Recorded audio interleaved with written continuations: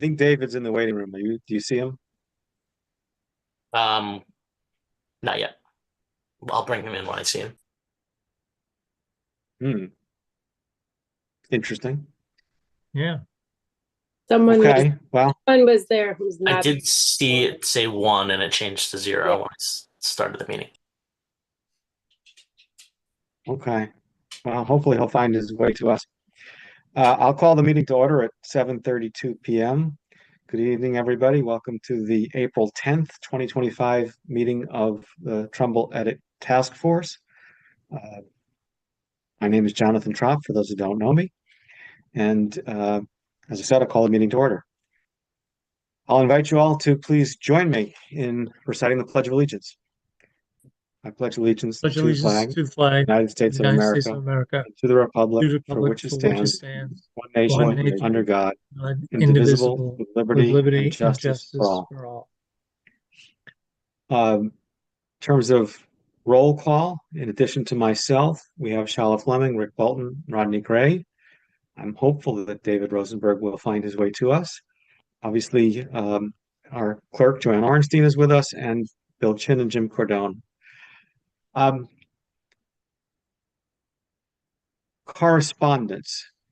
So we have some correspondence since last month, and I will try to do it justice. And I will circulate those things that have not previously been circulated that are worth circulating after this meeting. Bear with me a minute while I try to find all the breadcrumbs. So since our last meeting, there he is. David Rosenberg has joined us. Sorry, problems with the link. Good evening, David. Hey. Rodney exchanged some correspondence with Mary Hogue of the Sustainable Fairfield Group, and the Trumbull Edit mailbox was copied on that. And so I'll forward this to folks. But what Ms. Hogue was communicating is she thanked Rodney for some discussion and shared with us some information, some links about the Fairfield Equity Committee, and provided a link to the Zoom meeting that they were going to have, which I think Rodney may have attended and can report on a little bit later in our agenda. In addition to that, bear with me, I'll pull up the next one. A woman by the name of Mishan Landry, with whom at least I had communicated, I believe, a year ago, reached out to us. Ms. Landry is someone who does DEI training. And so in the course of our investigation of that, we had reached out to her. And so she was following up on communications from almost a full year ago and before that, simply saying, I wanted to take a moment to follow up regarding the below attached documents and information. Certainly the information shown below is a bit dated. However, I was hoping that I could possibly connect with someone from the Trumbull Edit Committee regarding. I think that we have elected to pursue and to proceed with Dr. Lorenzo Boyd since we had begun this effort. And I'm happy to forward her communication, but I will also respond to her to let her know that we're proceeding in a different direction.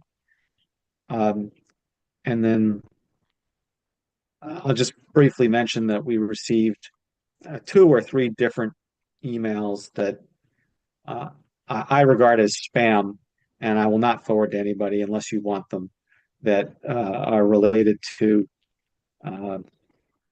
an organization called zeroeyes.com that I haven't studied closely. In addition to those communications to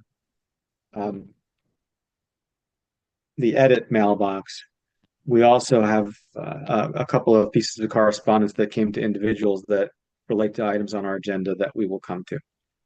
Unless there are any questions or observations about any of that, I will move on. Next item on our agenda is Sorry. public. I'm sorry, can I just check the spelling for Mishon Landry's name? Mishon Landry. Okay, thank you. Certainly. Bill, would you let us know if there's anybody interested in making public comment? Mr. Chairman, doesn't appear that any members of the public are in attendance. Okay. Thank you. Then I'll move on to the next item on our agenda, which is the approval of the minutes of March 13, 2025.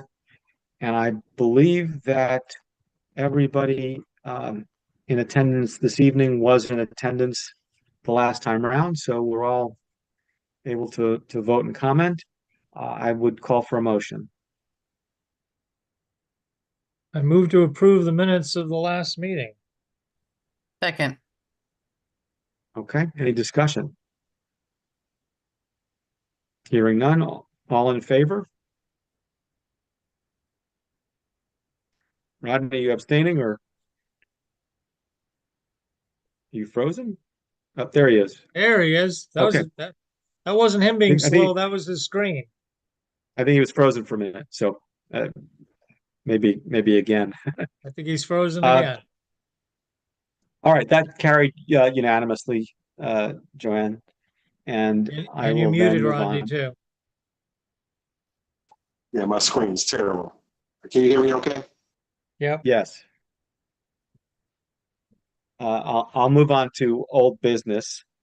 And on that score, we have an update on the diversity training that we've been trying to schedule.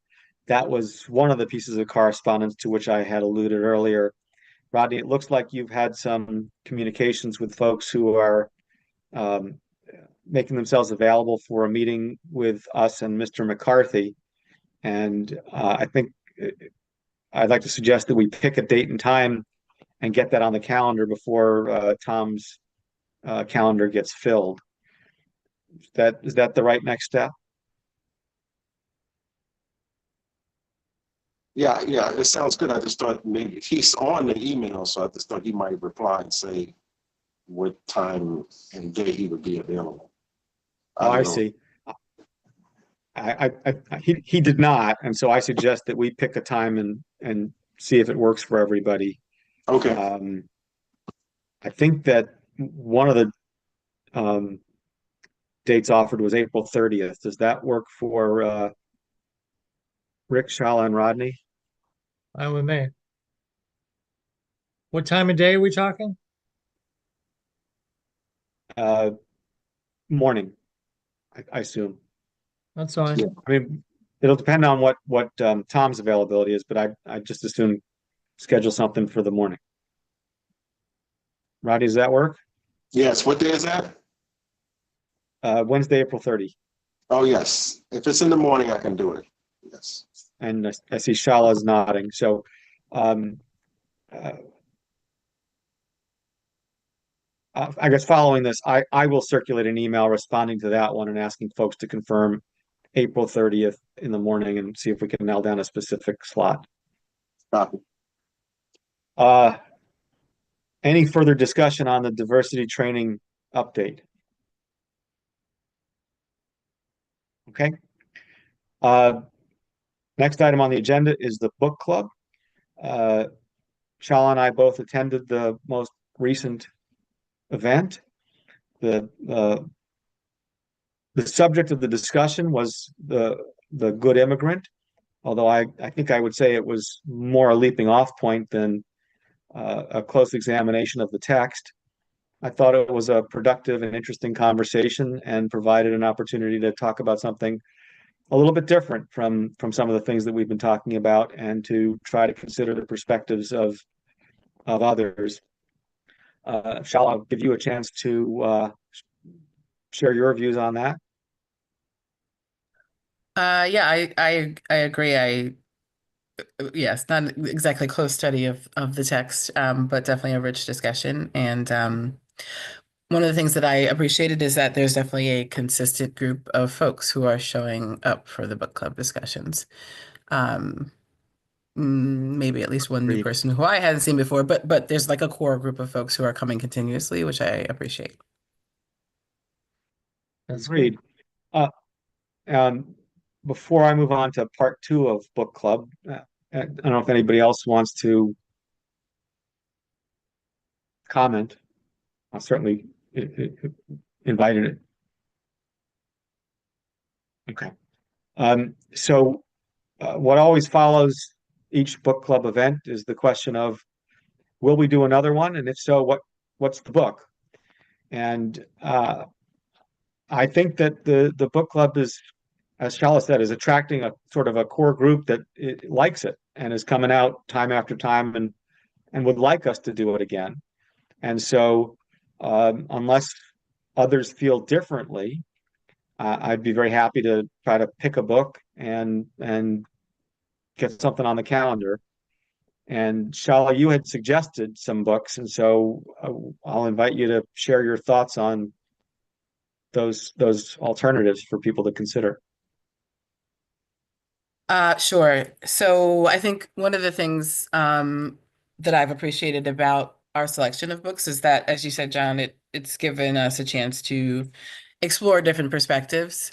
And so, and also I think engage in content that is just very timely, and gives us an opportunity to create learning spaces, at least for those who come, related to some of the things that are going on, right, in the socio-political environment that we're in right now.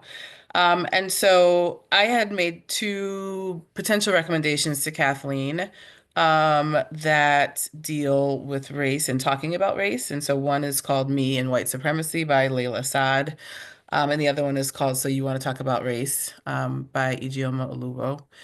And then a third recommendation was one that centers the experience of disabled in a memoir that's called Being Human. And so I think those all sort of represent spaces that we have either not explored or could benefit from exploring in more detail. So agreed. I'll come to you in a second, Joanne. Being Human, just so for folks who might not know it, Judy Heumann was a central figure in the ADA movement and at the heart, I think, of the Crip Camp movie that was popular a few years ago. Joanne, I'll give you a chance to raise whatever. I just didn't get the name of the second book. The second So one is, you want to talk about race? yeah. Slow down, sorry, what? Gotcha. So You Want to Talk About Race. Thanks. Mm-hmm.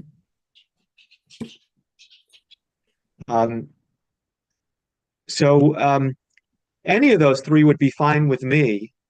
I think that the Being Human book would be the greatest departure for us because of some of the things that we've previously done. But any of them would be fine with me.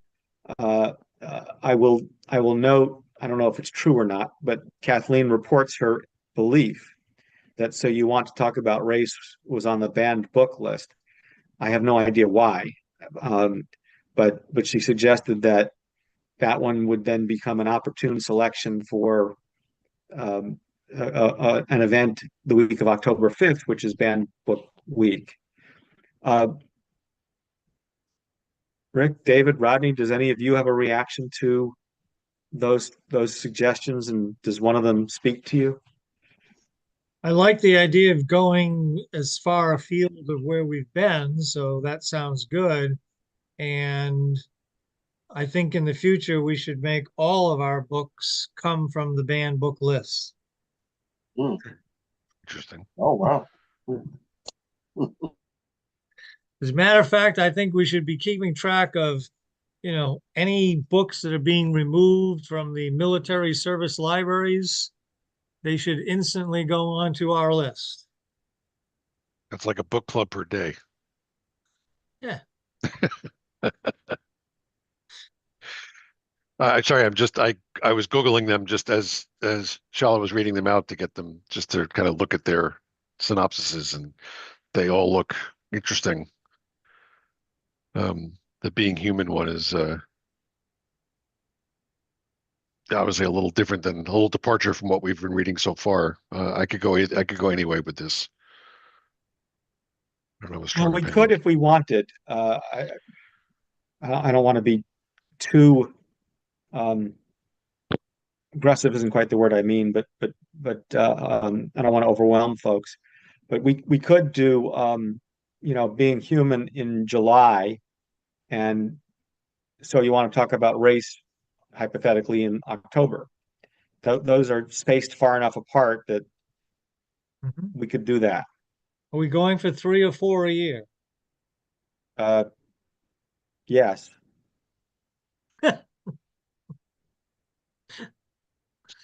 Okay. And for what it's worth, they're all about the same length. So Spoken like a Yeah. true attorney. They are all very friendly reads in my Yeah. from my perspective.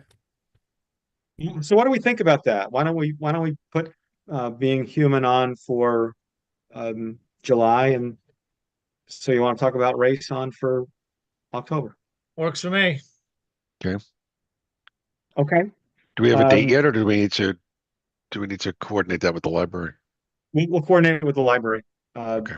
The October one is the week of October 5th. We'll pick a day, and the July one, we'll see what she says, right? Right. Let's try to make sure we pick a date that Kathleen's not on vacation. But my suggestion would be that we look for later in July, so we stay away from the The holiday. 4th. Great. Absolutely. Uh, Shala, would you mind corresponding with Kathleen on this one? I can do that, yes. Okay. There is one other aspect of Kathleen's correspondence with us that I will raise for your consideration. Actually, I think in fairness, I should raise it now.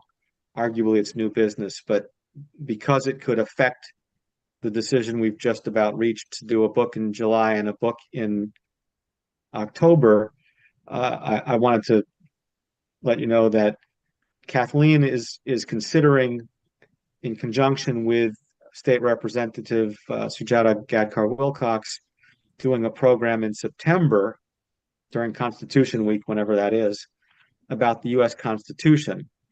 And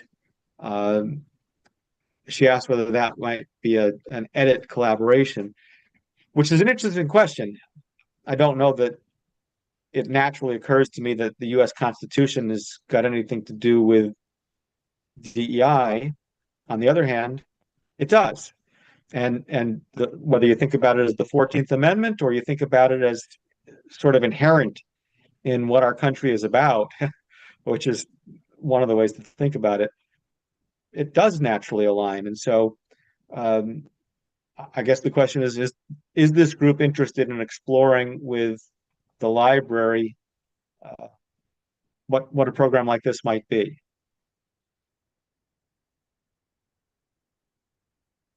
That sounds interesting.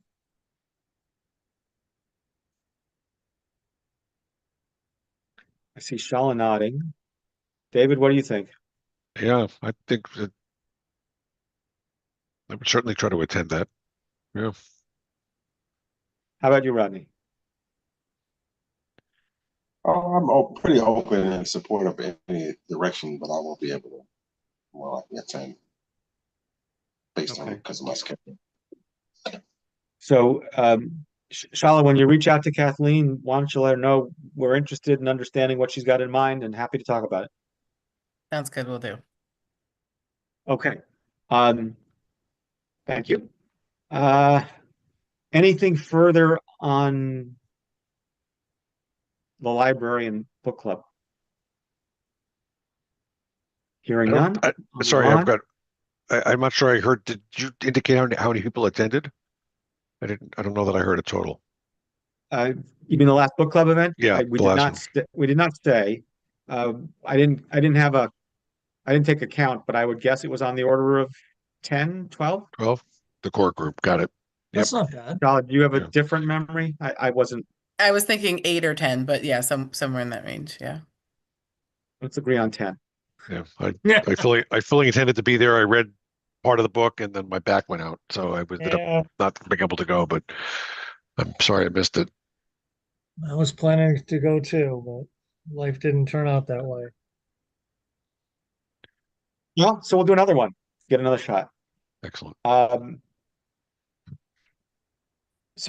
Next item on the agenda is the townwide survey update. Where we left off, I think, is that Rick and Shallow are going to continue to evolve it, if I'm maybe coining a usage. Um, where are we at? I think it was mostly mine to try and do the next draft, and I can share that draft if you would like, or I can send it out after the meeting. I cut it down. I did some wordsmithing. I got some Likert scale in there. Still not, I don't consider it done, but I think it's about the right size. Based on what Sure, why don't you we, share your screen and we'll take a look at it, Rick, and then you can circulate it. okie dokie. Let's see, I just gotta find it now. Can you see that? No. Not yet. Not yet. What did I not do right?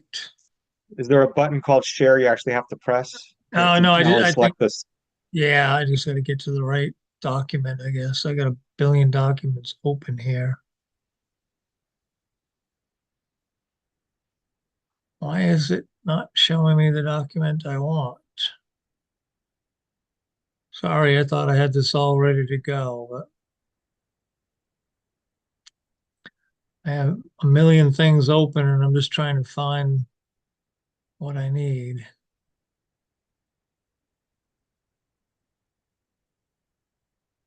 Huh.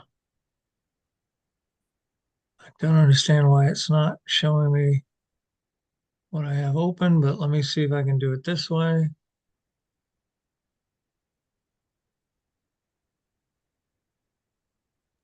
And did that work? We're seeing your directory. Your Explorer window. Okay, my screen shows the document. Do you have two different screens? You may be showing us the wrong one. Well, I'll close the others. When you share, you have to share your entire screen. I think it gives you Or you options. can just share the document, but Or share it, right, or share the document. Well, it says it all is. I'm not an expert in this part of Zoom. It says you are screen sharing, and I only have one. I mean, I've only got one window open. At least I've got a current window. Let me see if I can shut everything else. Maybe that'll solve the problem. What are you seeing now? your Now I'm paused. directory. Now I'm paused. What we're seeing is your directory. Why don't we do this?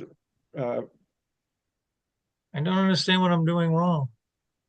We can see that it's like an edit folder, so we can see all of the documents in that folder. Maybe try clicking on the survey. Can you see that folder? Which I just did. I just clicked on the survey, and that's what I now see. See that? Um, Rick, now at the bottom of your screen, press the share button. Oh, there it goes. Yeah, there you go. Yeah, we can see it. Okay. I don't know. I honestly have no idea what button I hit because it looks the same as it did 90 seconds ago. So Yeah. I don't Whenever know you what. did, it worked. Okay. So anyway, this is and I don't know how to scroll this with all these pictures. Oh, there we go. I just had to move it. Okay, so I've got, 4 sections. Please tell us about yourself. And I'm just scrolling this just, reasonably slowly here so you guys can get a sense of it. There's been a lot. I cut out a lot. I added some new stuff, kind of changed the format a little bit. So this is the first section about tell us who the heck you are. This is some Likert scale stuff about what DEI means to you. And so there's only 5 questions I hear. 5 questions that are here. Looks like I forgot to number these two, but 4 and 5. And this is where, hopefully people will elaborate a little bit of what they personally have experienced. 5 questions there. And then the last piece is just a few questions on suggestions for improvement. So cleaned it up a little bit, made it, I think, a little, hopefully near the size that we're looking for. So unless you want to go over any of this now, my intention was just to kind of show you, and to be very honest, this is not like I did this 2 weeks ago. This was done fairly recently. Yeah. Send it out to everyone and see if we're getting close. Well, why don't we have a little bit of discussion about it now, and then By all we all can means, decide go- whether to proceed in a different way. Yep, let me go back to the top then, and we'll take it slowly. Yeah. So let's just start right at the top. Should this be anonymous, or do we want people to tell us who they are and where they live? Well, I- I could put in optional. Sure, but I guess at some level the question is, do we want to even invite it? I think the principal advantages of asking for a name and address are if there are follow-up questions we wanted to pursue with someone specifically, and separately if we were trying to make sure that these are honest responses. In other words, people aren't filling them out and stuff in the ballot box by having the same person fill out 50 of them or whatever it is. We should be so lucky as to get 50 responses. But the disadvantage is that if you ask people to put their name and address in, it may discourage some people from Right. doing it at all. Well, sure, because some So- people would be concerned about what you're going to do with the information, and even if you promise them that it won't go anywhere, we've seen too much stuff in the media where people are getting things that they thought were going to be anonymous all of a sudden aren't. So, Yeah, we're subject to FOIA, so we're not going to promise anybody anonymity unless we're not asking their name. I think I've seen surveys like this be most effective if they are anonymous. However, I have seen a question that comes at the very end, which reads something like, if you are willing to have the committee, contact you if necessary, please share your name and email address at the very end of the survey. And then it becomes optional, and it's clear that it would only be for follow-up questions if they are open to that. I'm fine That's with a good that. suggestion. I But- think that's a good suggestion. But should Let's- that go at the end? Should that go at the end of the survey? Yeah. I think so. Yeah. Yeah, That's what Shala's suggesting. I think that's a good Sorry. idea. I like that. Let's do that. So I'm going to delete name and address. Well, Okay. put them at the end in some fashion. Right. No, I've got Um, it. Just exactly what we said. So put at the end, if you're comfortable giving us your contact information, please list it here. Yeah. So my next observation is, again, I don't have a right answer, but I can see the pros and cons. The very next, well, do you identify as LGBTQ plus? That's, I guess, a yes or no in theory, although one can imagine an array of answers to it. But what is your primary language and what gender do you most identify with?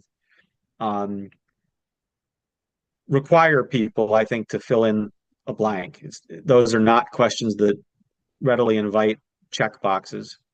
Right. And I think that's appropriate. It's appropriate to have some number of questions like that.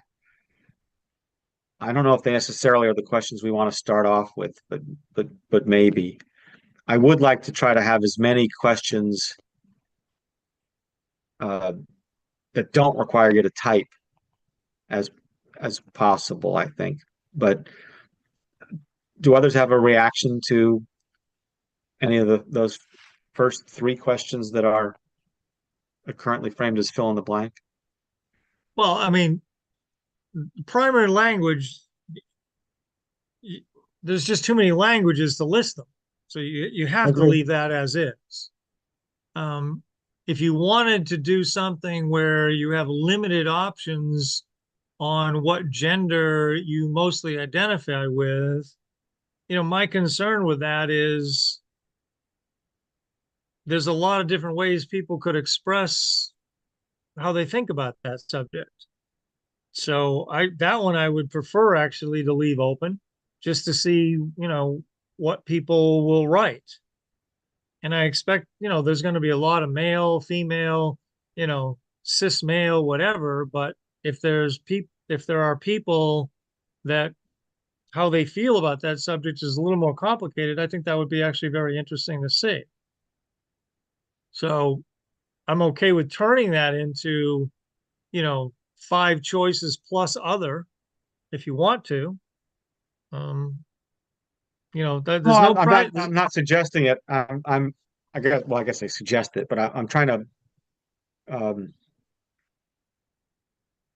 think about the structure of this and whether we want to start with questions that require people to type, or we want to start with as many questions as we can that don't, and those questions could come later. I don't have a strong view.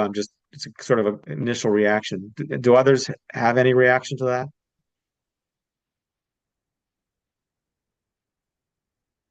All right.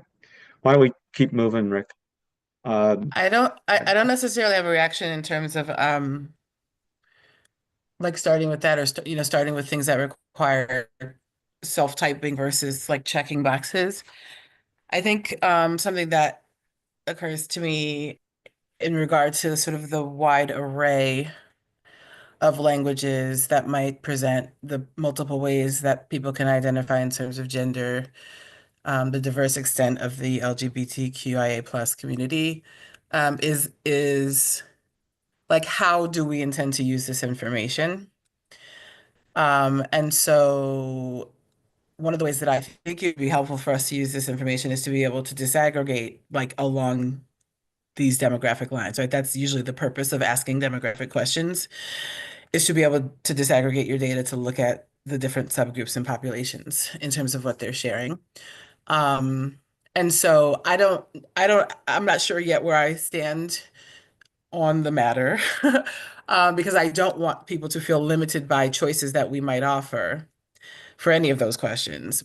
And at the same time, in leaving it open-ended, it just might make it ever so slightly more difficult to disaggregate as if we end up with a wide array of, or it just maybe will take more work for us to be able to disaggregate the data when it's very open, sort of like what folks write in response to those questions. Great. That's a good point. Well, we don't have to solve this problem tonight. I think we'll just start a discussion. So moving along, I don't think that I have any other comments or observations on the first page. Does anybody else? And obviously everyone's welcome to, send me an email, suggest edits. This is going to be an iterative process, I'm sure. Sure. Okay. All right. Thank you.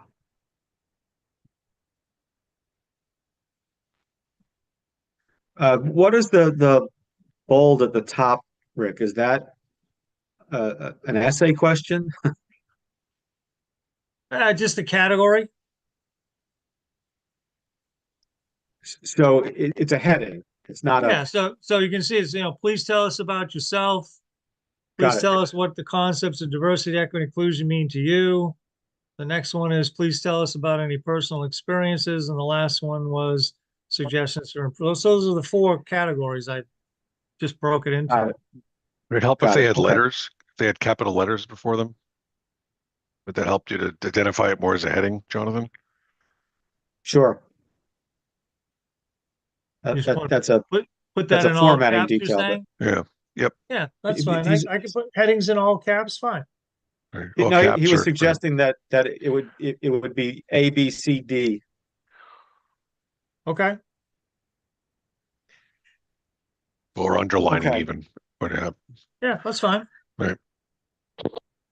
So, I when you went through this earlier, Rick, I had missed what we were doing. I saw three choices, not at all true, somewhat true, very true, but now I see that those are on a scale from 1 to 5. So I like that. Um,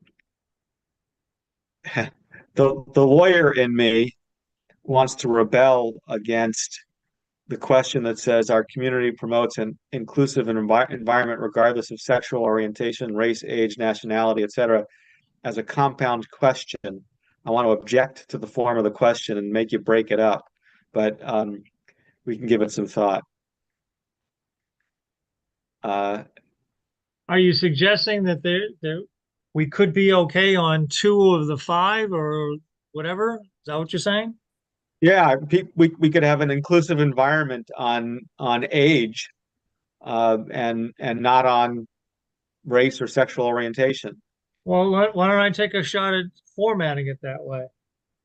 or in light of the raging debate about our senior center and whatever we're calling it, Yeah, people could say that we're very inclusive on sexual orientation, but we're ageists.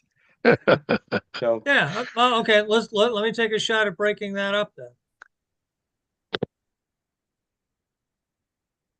the difficulty, obviously, with breaking it up is that they end up with 7 questions, but Yeah, but that's okay.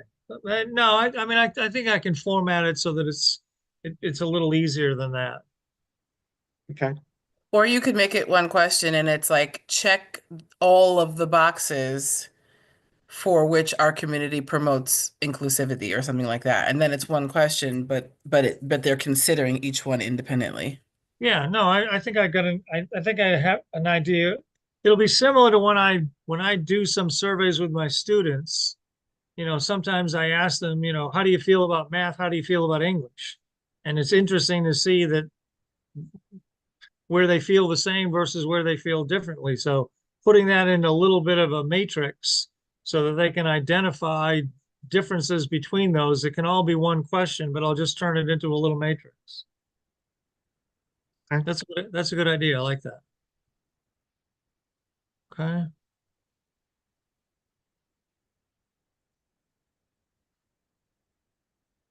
Okay. Anybody else, any other comments on this page?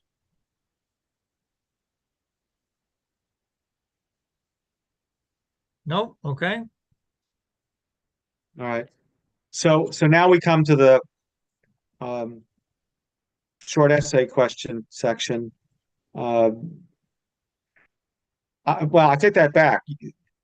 You've got 3 lines, but oh, I see. If yes, please describe. So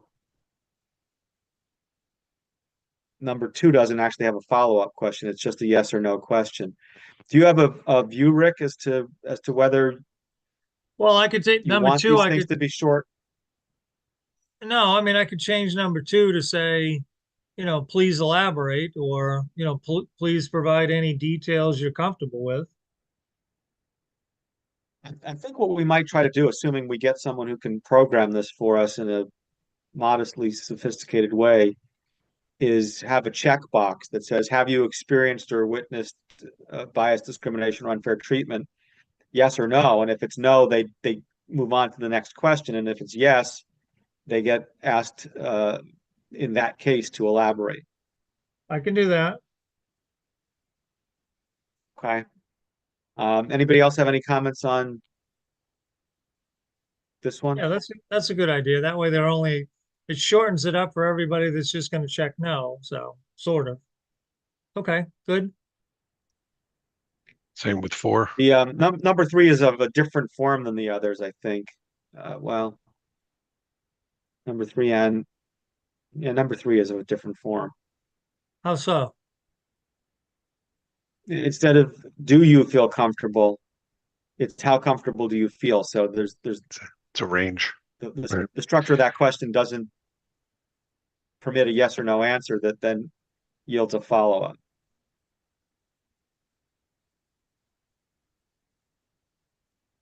don't know that that was intentional, so. Yeah, I think I would probably structure that question the same as the others So to that invite a you yes can, or so no. that you can go yes, no, and then go on? Yeah. Okay. Anybody else have anything on this page? Okay. Okay. And last one is,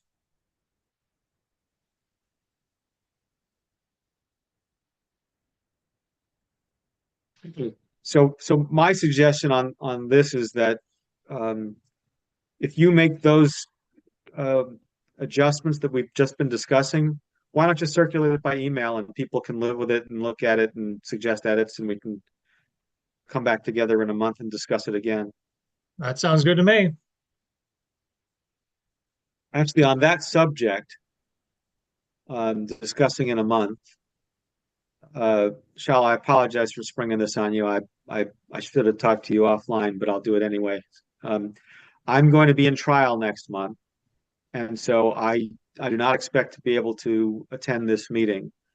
Either if everybody else is attending, you'll have a quorum, and Shala, you can preside over the meeting, or we can cancel next month. What do folks want to do?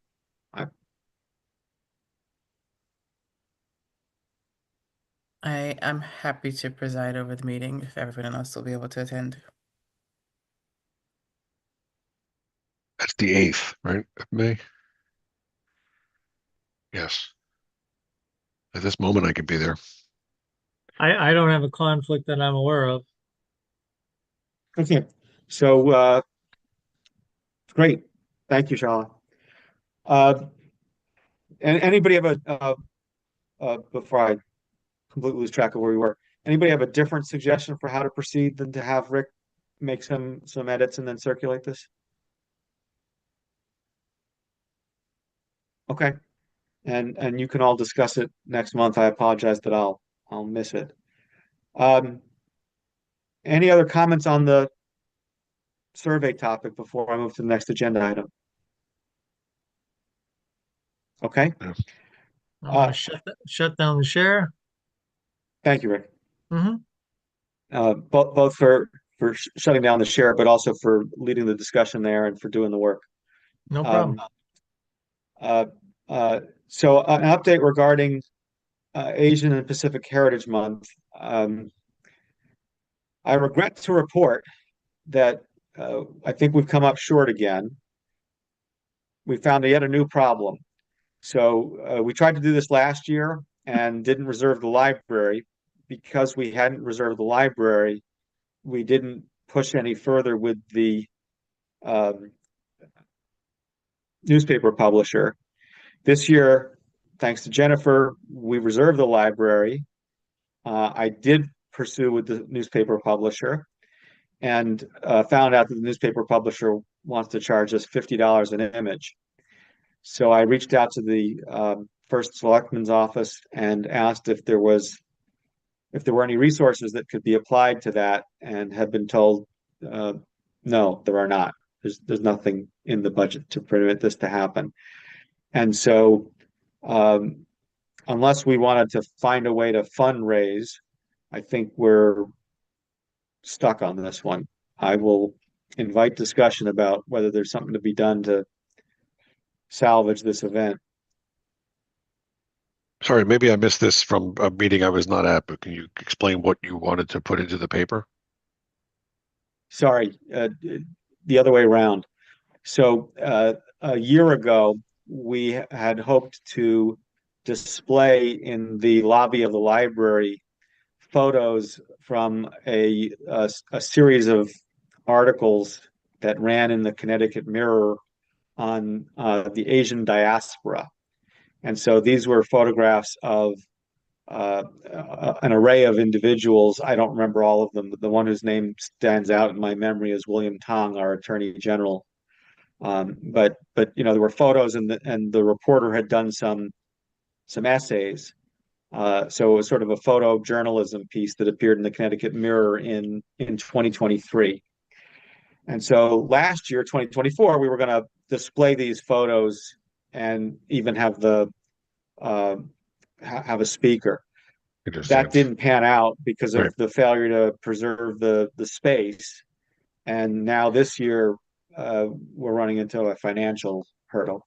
But it's a photo rights issue. Is that what you're? Yeah. Yeah. Yeah. Getting access to the images I mean, it's two things. We need the $50 an image to have as many images as we want and can afford. At the moment, that's zero. And that only gives us the digital right. We then would have to print them out and put them into some form to display them. I think that unless we were raising somewhere between $500 and $1,000, this is it's a dead on arrival exercise. We're not going to put 2 or 3 photos up in the library. Right. So um, What- I think I'm of the mind that we should let the space go, and if there are other organizations that want to use the library in May, Yeah. we'll let it happen. But does anybody have a more clever idea than mine? I wonder I wonder if we could structure it in such a way that there'd be something in it for the paper, free advertising or something, or credit or something that would entice them to say, yes, this is something worth giving to the town, and we get in exchange free advertising effectively. The problem is, I think it will take time to set that up. I don't know that we can do that with the deadline looming. I don't know what that means, and whether they would have any interest in whatever it is that we think we could provide to them, but I can certainly reach out to the publisher and ask if there's anything that can be done. My guess is that the answer is going to be no. I wrote to them today and I said, we don't have any funding, and unless something can be done about that, I guess this isn't going to happen. And the response was not, oh, well, of course, for something as worthy as what Edit is trying to do, we'll do it pro bono. It was, let us know if you've got the funds. Sure. Yeah. And I don't know what it is we could do as some sort of an in-kind quid pro quo. I mean, I can't think of what can we offer the paper that would make it make sense from a business perspective for them to forego the revenue. It would be the potential of getting people to see the exhibit and consider subscribing to the paper. That would be the That's the a reach. incentive. It's That's a long reach. reach. I get it. To provide context, that they had 2 requirements. One is that you give them $50 an image, and the other is that you give credit where the photos came from. So they were already going to get whatever marketing benefit came from how we were going to be labeling these photos in the lobby. Yeah. And I think Unless we should they, let it. I think we sorry, should let unless it they go. unless they sponsor the whole exhibit.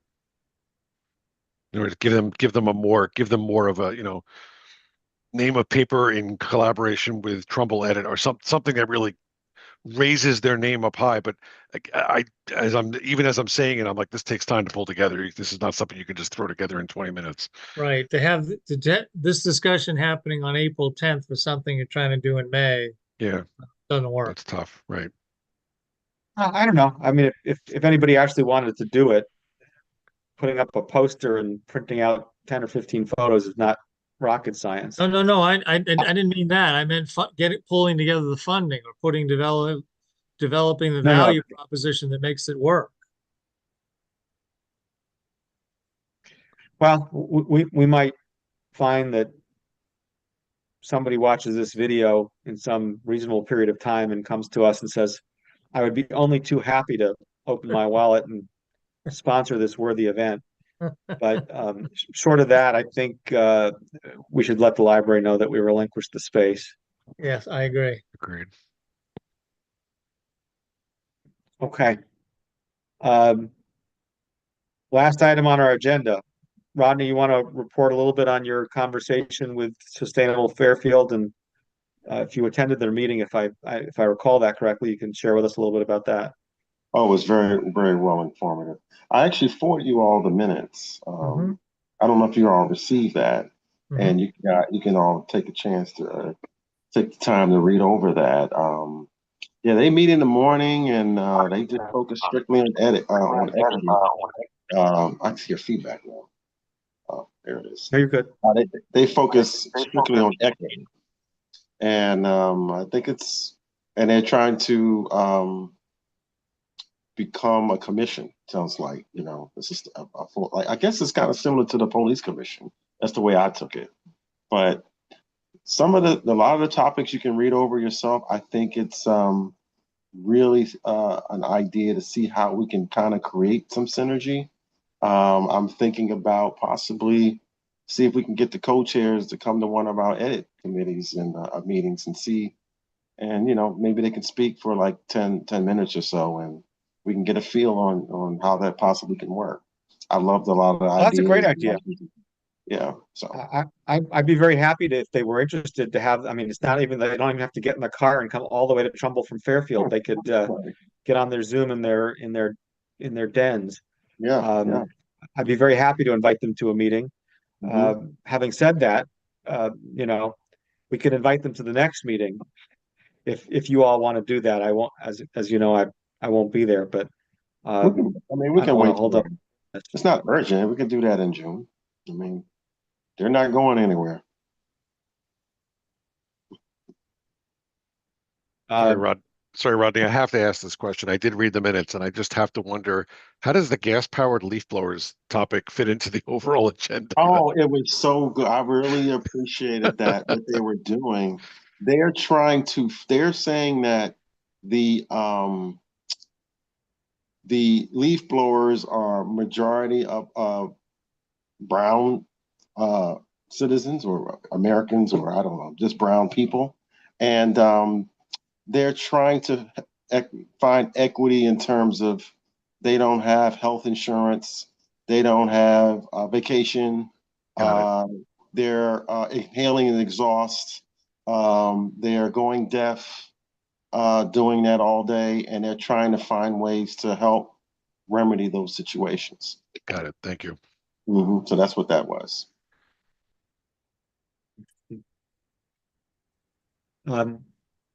Do you all want to invite them for May, or do you want to invite them for June?